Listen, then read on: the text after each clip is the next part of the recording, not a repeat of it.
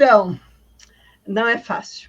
Você ser mulher, escritora, nacional, que pode ver, muitos livros são publicados, mas de estadunidenses, de homens, de teólogos, de mulheres são poucos. Quando são de autoajuda, de feminilidade, da beleza exterior, ou mesmo congressos, com desfiles, com coisas sobre aparência. Coisas mais sérias, as próprias mulheres rejeitam. E quando eu digo que eu lecionei 20 anos numa faculdade teológica e eu nunca citei uma mulher na história do cristianismo, eu fico muito triste. Me entristece demais. Por quê? Porque eu achava normal. Isso é normal, é assim mesmo. É assim mesmo. Não precisa falar da mulher. E um dia a ficha caiu, eu já tinha escrito livros. Eu falei, como assim? É normal. E na realidade, a minha inspiração foi o Justo Gonzalez, que eu usava para dar aula de história do cristianismo. E ele escreveu a História Ilustrada do Cristianismo, são 10 volumes finos, mas em que ele traz a história ele escreve de um jeito muito gostoso, muito didático, e com ilustrações. E eu pensei, se um dia eu for escrever, eu quero escrever assim. Meus livros todos, eles têm muitas ilustrações. Eu não sei quantas de vocês já pegaram, mas são todos livros que têm papéis, tem rabisco, mas tem as ilustrações também, né? Então, eu gosto muito de colocar ilustrações, porque eu queria escrever uma história ilustrada do cristianismo, uma história ilustrada das mulheres no cristianismo. E aí foi fácil, porque na minha dissertação de mestrado eu já tinha descoberto a Margarida. Eu descobri a Margarida. Então, Margarida de Navarra, a primeira personagem, quando o professor, meu colega da faculdade, estava fazendo doutorado em Liverpool, na Inglaterra, ele me trouxe um calhamaço de biografias dela, porque é o que eu falo em inglês, o mundo se abre, com muitas informações, biografia de 1800 e bolinha, como a gente fala, um inglês arcaico, e eu nem sabia inglês. Por isso que eu falo para você, mulher, eu nem sabia inglês. Eu fui muito louca, não tem outra palavra, de pegar aquilo, passava uma tarde para traduzir uma página.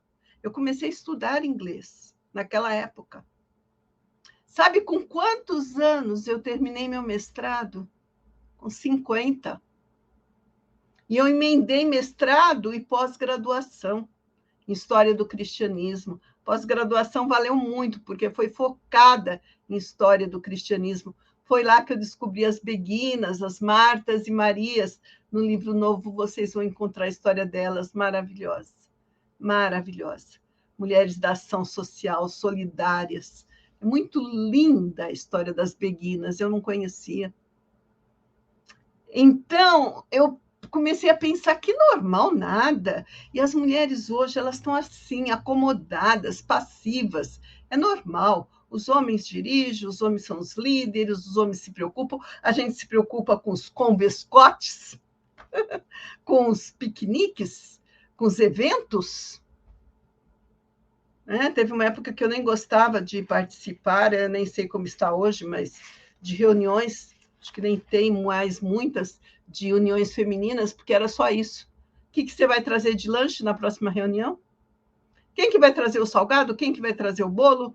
Quem que vai trazer o refrigerante? Cadê o estudo bíblico? Né? Então, era normal, a mulher era assim. E hoje, quando eu começo a falar de reforma e comecei a ser aceita falando sobre mulher, teve um colega meu que, na frente da capela, hoje uma mulher que vai falar sobre mulheres, não precisamos assistir, deu as costas e foi embora. E foi embora mesmo. E muitos homens não estavam presentes. Eu falei, a mulher está ali, domingo após domingo, e eu amo ouvir falar dos homens, dos patriarcas, dos apóstolos, dos profetas, dos avivalistas, dos reformadores, de todos. Eu amo, eu aprendo. Eu falo, ai, Senhor, muito obrigada, porque eu nunca fiquei entediada num culto. Não importa se está falando de homem, de mulher, está falando do reino de Deus. Então, quando eu fui confrontada com isso, quando a gente é confrontada, é que a gente fica, vamos dizer assim, às vezes algumas pessoas usam o termo amarga, eu falei, não, amarga não, a gente fica entristecida. Por que isso? Né? A carreira, o estudo, a dedicação, ou mesmo a intenção, a comunhão com Deus, a vontade de aprender mais. Isso não conta?